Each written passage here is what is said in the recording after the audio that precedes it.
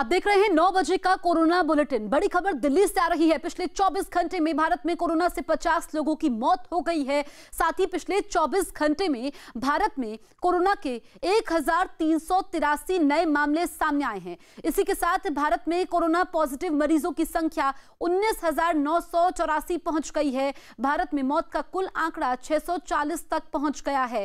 तो पिछले अगर हम 24 घंटे की बात करें तो कोरोना से 50 लोगों की मौत हुई है। इसके साथ ही पिछले 24 घंटे में कोरोना के 1383 नए मामले सामने आए हैं। अब भारत में कोरोना पॉजिटिव पेशेंट्स की संख्या 19,984 पहुंच गई है। अभी तक कोरोना वायरस की वजह से 640 लोगों की मौत भी हो चुकी है। मध्य प्रदेश के राजगढ़ में गांव के कुछ लोगों ने पुलिस वालों की पिटाई कर दी। घटना तब हुई जब पुलिस के जवान लोगों से लॉकडाउन का पालन कराने वहां पहुंचे थे और उनसे घरों में जाने की अपील कर रहे थे। तभी वहां मौजूद लोगों ने पुलिस वालों पर हमला कर दिया। कई लोग लाठी लेकर पुलिस वालों को मारने की कोशिश करते दिखे, जिन्हें कुछ पुलिस वाले रोकते नजर आए। हंगामे के बीच पुलिस का एक जवान वहां गिर गया, जिसे एक दूसरे पुलिस वाले ने उठाया। बवाल बढ़ा तो पुलिस के लोग वहां से जाने के लिए गाड़ी की तरफ बढ़े। इसी बीच मुंह पर कपड़ा बांधे एक आदमी ने कार से चाबी निकाल ली। काफी संख्या में लोग इकट्ठे थे, जिन्हें समझाया गया कि अभी लॉकडाउन चल रहा है तो कृपया आप अपने अपने घरों में जाएं। इसी दौरान पुलिस स्टाफ और आम जन के बीच में कहासुनी और थोड़ा धक्का मुक्की हुई। थोड़ी ही देर में वहां लोगों की भीड़ जुट गई। भीड़ में कुछ महिलाएं भी शामिल थीं जो पुलिस से बहस करती नजर आईं, जबकि पुलिस के लोग उन्हें समझाने की कोशिश करते दिखे। हंगामे की वजह से वहां सोशल डिस्टेंसिंग नाम की कोई चीज नहीं दिखी। कुछ लोग ऐसे दिखे जिन्होंने मुंह पर कपड़ा बांध रखा था, जबकि कई लोग मुंह पर बिना मास्क और कपड़ा बांधे वहां घूमते दिखे। सीएनबीसी टीवी 18 की खबर के मुताबिक केंद्र सरकार के कर्मचारियों को डीए में बढ़ोतरी के लिए अभी इंतजार करना पड़ सकता है। डीए बढ़ाने का फैसला 1 जनवरी 2020 से 31 दिसंबर 2020 तक के लिए किया गया था, लेकिन कोरोना संकट के कारण बढ़े हुए डीए पर फिलहाल रोक लगाई जा सकती है। हालांकि सूत्रों के मुताबिक इस साल का बढ़ा हुआ डीए अगले साल कर्मचारियों को एरियर के तौर पर देने का प्रस्ताव है। अगर यह फैसला होता है तो इसके दायरे में केंद्र सरकार के पूर्व कर्मचारी भी होंगे, जिनकी पेंशन पर इसका असर होगा। आज होने वाली कैबिनेट की बैठक में इससे जुड़े प्रस्ताव पर चर्चा हो सकती है। महाराष्ट्र के वाशिम में पानी की समस्या से परेशान पति पत्नी ने लॉकडाउन के दौरान घर के आंगन में एक कुआं खोद डाला। इस पूरे इलाके में पानी की बहुत ज्यादा समस्या है। सप्लाई का पानी कभी आता है तो कभी आता ही नहीं है, जिससे परेशान पति पत्नी ने पानी की समस्या से निपटने के लिए लॉकडाउन के दौरान घर के आंगन में एक कुआं खोद डाला। घर में पानी की बहुत दिक्कत है, पानी आता है कभी आता नहीं, और हमने एक ही निर्णय लिया दोनों ने कि कुआं खोदेंगे घर पर। कुएं के अंदर महिला का पति बाल्टी में मिट्टी भरता दिखाई दिया, जबकि ऊपर खड़ी उसकी पत्नी रस्सी की मदद से मिट्टी से भरी बाल्टी को खींचती दिखी। थोड़ी देर बाद महिला रस्सी की मदद से कुएं में उतर गई। इसके बाद महिला ने बाल्टी में मिट्टी भरना शुरू किया और इस बार ऊपर खड़ा उसका पति रस्सी की मदद से बाल्टी को खींचता नजर आया। इसी तरह दोनों ने मिलकर 21 दिन में 25 फीट का कुआं खोद दिया। घर के आंगन में उन्होंने 21 दिन में 25 फुट कुआं खोदा और उसके दरमियान उनको पानी भी बहुत अच्छा लगा। थोड़ी देर कुआं खोदने के बाद रस्सी की मदद से महिला बड़ी आसानी से बाहर निकल आई। राजस्थान में रैपिड टेस्ट किट फेल होने का ठीकरा मुख्यमंत्री अशोक गहलोत ने केंद्र सरकार पर फोड़ दिया है। मुख्यमंत्री गहलोत के मुताबिक अगर रैपिड टेस्ट के साथ साथ कोरोना की जांच के लिए दूसरी मेडिकल किट खुद केंद्र सरकार सीधे खरीदती तो आज हालात इस तरह के नहीं होते। अशोक गहलोत ने दावा किया कि राजस्थान सरकार ने केंद्र के जरिए मेडिकल किट खरीदने की सलाह भी दी थी, लेकिन इसे नहीं माना। रैपिड टेस्टिंग के रिजल्ट पर गंभीर सवाल उठने के बाद राजस्थान सरकार ने इस पर रोक लगा दी है। जयपुर में रैपिड टेस्टिंग किट के जरिए 168 लोगों की जांच की गई, जिसमें पहले दिन 52 नेगेटिव आए थे, लेकिन बाद में अस्पताल की जांच में सभी लोग पॉजिटिव पाए गए थे। इसके बाद से ही इस किट को लेकर सवाल खड़े हो रहे हैं। और भारत सरकार अगर पहले जो मैंने 15 दिन पहले प्रधानमंत्री जी को रिक्वेस्ट की थी, अगर सेंट्रलाइज प्रोक्योरमेंट करती भारत सरकार, जांच पड़ताल करती किस मुल्क में कौन सी क्वालिटी के रैपिड टेस्ट के किट मिल रहे हैं, कहाँ अच्छे वेंटिलेटर मिलेंगे, कहाँ पीपीई मिलेंगे अच्छे क्वालिटी के, तो सेंट्रलाइज परचेज होती वो राज्यों के बांटते तो ज्यादा बेहतर रहता। उस कमी के कारण से आज ये तकलीफ हो रही है, मैं कहना चाहता हूँ।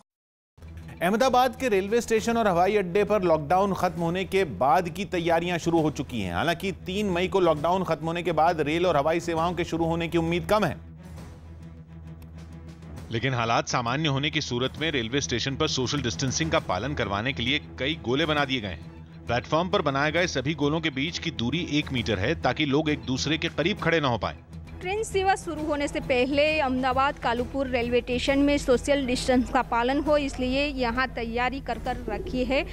इसी तरह की तैयारी अहमदाबाद एयरपोर्ट पर भी की गई। वहाँ सोशल डिस्टेंसिंग का पालन करवाने के लिए छोटी छोटी पीली लाइनें बनाई गई। इन लाइनों के बीच की दूरी भी 1 मीटर रखी गई है ताकि एयरपोर्ट पर दाखिल होते वक्त लोग एक दूसरे से दूर खड़े रहें। साथ ही एयरपोर्ट के अंदर लगी कुर्सियों में कुछ पर क्रॉस का निशान लगाया गया ताकि कोई भी यात्री एक दूसरे के बगल में न बैठ सके। 3 मई को लॉकडाउन खत्म होने के बाद भी लोगों को पूरी तरह छूट नहीं मिलेगी। सूत्रों के मुताबिक लॉकडाउन का दूसरा चरण 3 मई को खत्म होने के बाद सरकार पूरी तरह छूट न देकर शर्तों के साथ रियायत दे सकती है। यह रियायत भी हर जगह नहीं दी जाएगी, बल्कि जो इलाके ग्रीन जोन में रखे गए हैं उन जगहों पर ही शर्तों के साथ छूट मिल सकती है। अगर ग्रीन जोन वाले इलाकों में शर्तों के साथ छूट मिली तो वहां मास्क पहनना और सोशल डिस्टेंसिंग का पालन करना जरूरी होगा। हालांकि लॉकडाउन खत्म होने के बाद रेल और हवाई सेवाएं शुरू करने की उम्मीद काफी कम है। सूत्रों के मुताबिक मुंबई, दिल्ली, नोएडा और इंदौर जैसे कोरोना प्रभावित इलाकों पर सरकार की खास नजर होगी और 15 मई के बाद ही देश में कोरोना के हालात का सही तरीके से आंकलन हो पाएगा। इजरायल में लॉकडाउन के बीच सरकार बनाने की कोशिश में जुटे प्रधानमंत्री बेंजामिन नेतन्याहू का विरोध शुरू हो गया। इजरायल में कोरोना वायरस को फैलने से रोकने के लिए लॉकडाउन लागू है, लेकिन इसके बावजूद सैकड़ों लोग राजधानी तेल अवीव की सड़कों पर उतर आए और नेतन्याहू के खिलाफ प्रदर्शन शुरू कर दिया। ये लोग एक बड़े मैदान में इकट्ठा हुए और सोशल डिस्टेंसिंग के नियमों के मुताबिक प्रदर्शन किया। पोस्टर और तख्तियां लेकर पहुंचे लोगों ने प्रधानमंत्री नेतन्याहू के खिलाफ नारेबाजी की।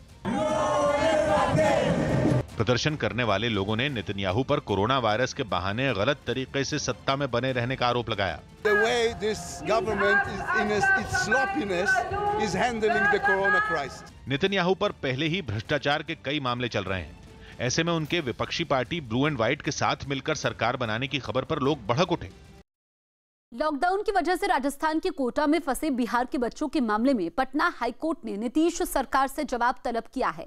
पटना हाईकोर्ट के चीफ जस्टिस ने बिहार के मुख्य सचिवों को तलब किया और आज ही दोपहर 2:30 बजे तक सरकार का पक्ष रखने के निर्देश भी दिए हैं। तो मुख्य सचिव को तलब किया गया है बिहार के, और इस मामले में यूपी उत्तराखंड के बाद मध्य प्रदेश सरकार भी कोटा में फंसे अपने प्रदेश के बच्चों को निकाल रही है। ऐसे में बिहार में भी परिवार वाले अपने बच्चों को कोटा से वापस बुलाने की मांग कर रहे हैं। नीतीश सरकार की तरफ से पहल न होने के बाद हाईकोर्ट से हस्तक्षेप की अपील की गई है। WWE रेसलर खली ने लोगों से पुलिस की मदद करने को कहा।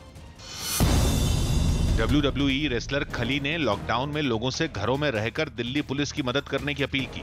पुलिस प्रशासन का, डॉक्टर का, उनका सहयोग करिए ताकि मतलब हम कोरोना वायरस से जंग जीत सके। जम्मू कश्मीर के पुंछ में पुलिस ने कैंप लगाकर दिव्यांगों और जरूरतमंदों को आटा, चावल और दालें बांटी। हर एक जो किट बनाई है उसमें 10 किलो चावल है, 10 किलो आटा है। ओडिशा सरकार ने कोरोना वायरस की लड़ाई में जुटे डॉक्टरों और दूसरे कर्मचारियों की मौत होने पर उनके परिवारों को 50-50 लाख रुपए देने का ऐलान किया। इस योजना में निजी कंपनियों के कर्मचारी भी शामिल होंगे। ₹50 lakhs is given for all health personnel, both private and public, who lose their precious lives in the fight against COVID-19. Lockdown की वजह से पंजाब में फंसे विदेश में रहने वाले कई भारतीय अमृतसर एयरपोर्ट से ब्रिटेन रवाना हुए। इन सभी लोगों ने मुश्किल की घड़ी में मदद के लिए भारत और ब्रिटेन की सरकार को धन्यवाद दिया। बहुत थैंक करते हैं हम इंडिया गवर्नमेंट का और सभी लोगों का। इधर टिकटॉक पर एक वीडियो बनाकर मुंबई पुलिस की खिल्ली उड़ाने वाले 2 लोगों को पकड़ लिया गया। पुलिस ने इनके खिलाफ मास्क न पहनने और दूसरों की जिंदगी को खतरे में डालने का मामला दर्ज किया। मैं दिल से सॉरी बोल रहा हूँ, ये मैं जिंदगी में दोबारा नहीं करूंगा। दिल्ली के आजादपुर मंडी के एक सब्जी कारोबारी की कोरोना की वजह से मौत हो गई। बताया गया कि कोरोना होने के बाद भी वो कारोबारी रोज मंडी में आता था। मंडी एसोसिएशन ने उसके संपर्क में आए सभी लोगों से जल्द अपना टेस्ट करवाने का आदेश दिया। सभी को होम क्वारंटीन में रहने को कहा है। तो ये दिल्ली के आजादपुर मंडी का मामला है, जहां पर सब्जी मंडी में कोरोना के कारोबारी की मौत हो गई है कोरोना वायरस की वजह से। और अब वहां पर कोरोना होने के बाद भी वो कारोबारी रोज मंडी में आता था, ये जानकारी मिली है।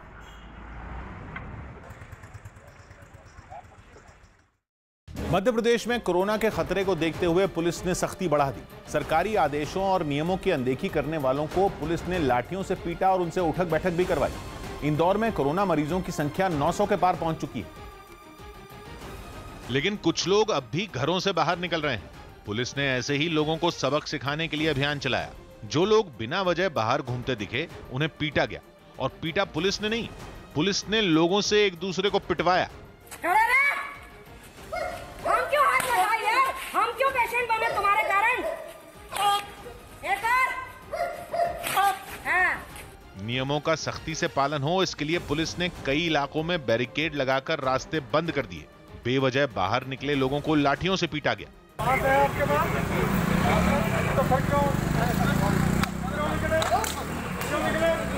एक लड़के को तो पुलिस ने सड़क पर घुटनों पर बैठा दिया। आरोप है कि वो ड्यूटी के बाद भी इस बात का फायदा उठाकर बाहर घूम रहा था कि वो नगर निगम में काम करता है।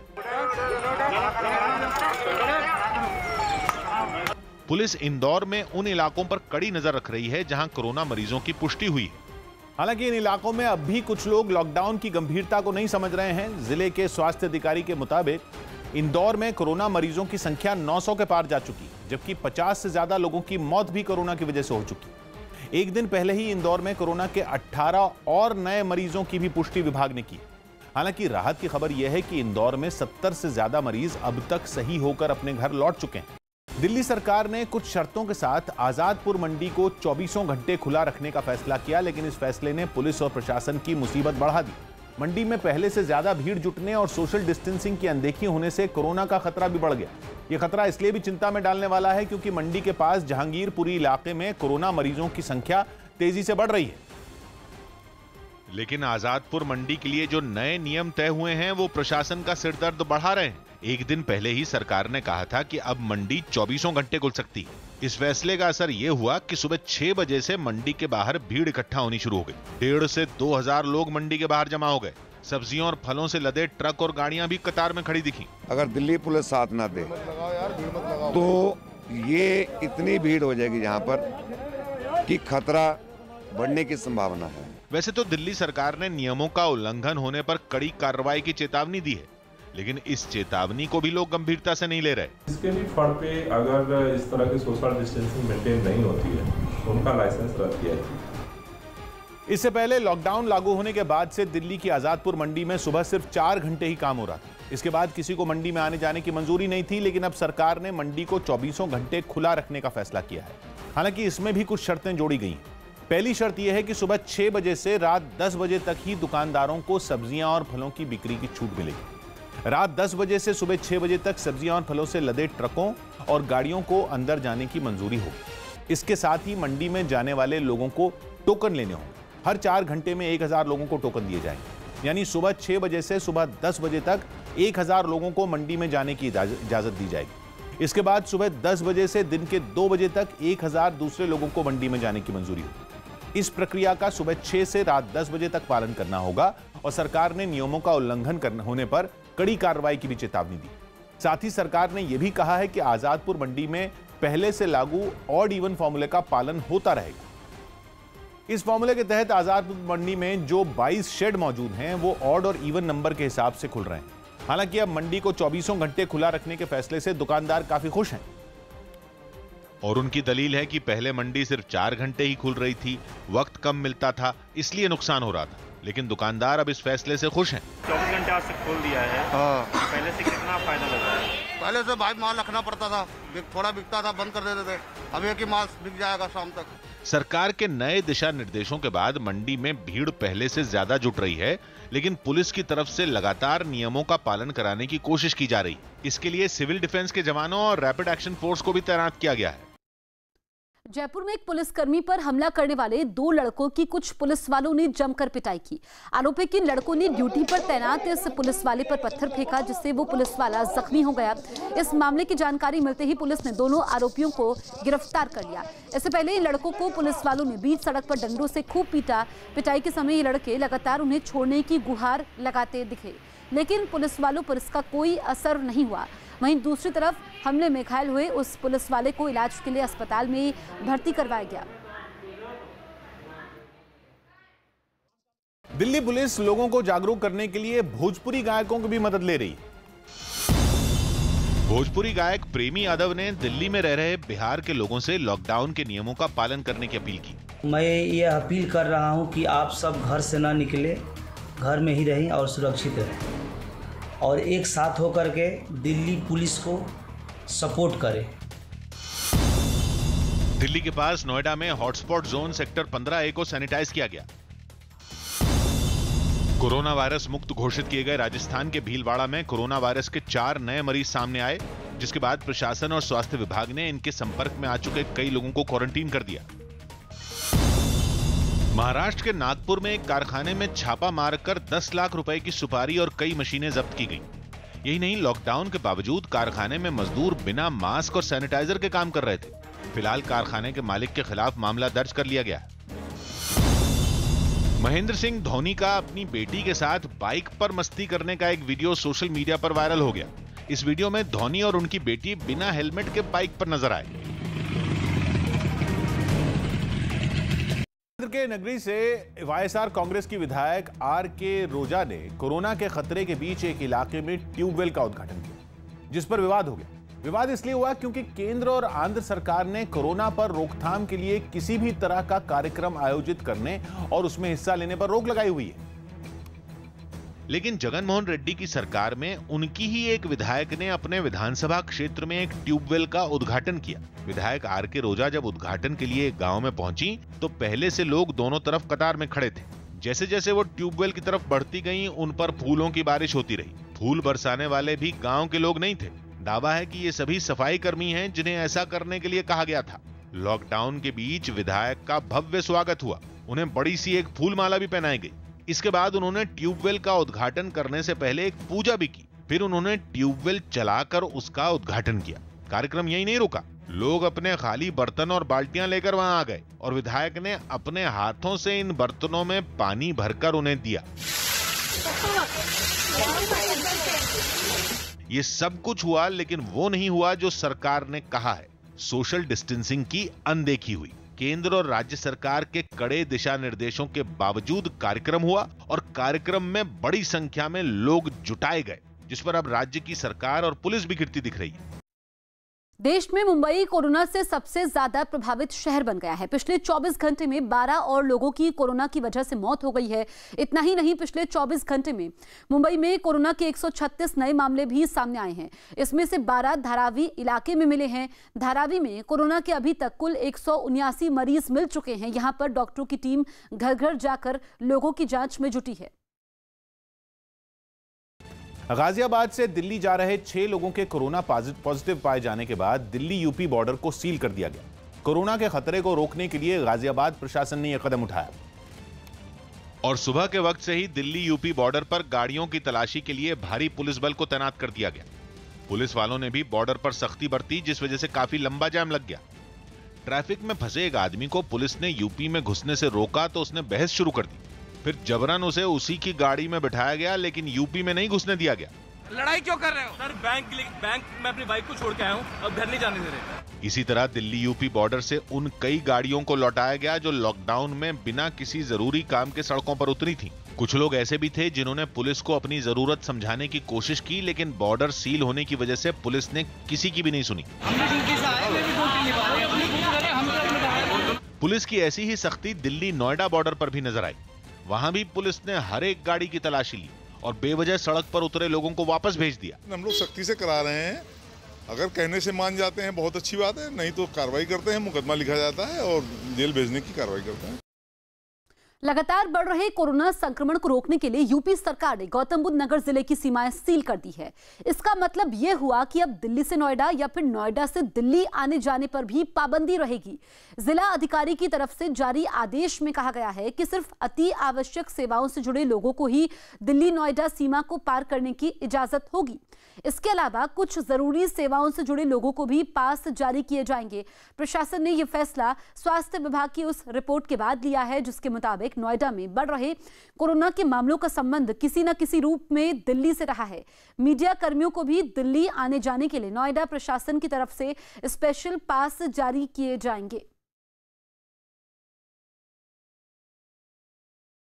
आंध्र प्रदेश के तिरुपति में लॉकडाउन के दौरान जंगली और खूंखार जानवर सड़कों पर घूमने लगे हैं। तिरुपति एक ऐसा शहर है जो श्री वेंकटेश्वर नेशनल पार्क के पास बसा है, जो शेर और बाघ जैसे खूंखार जानवरों का ठिकाना है।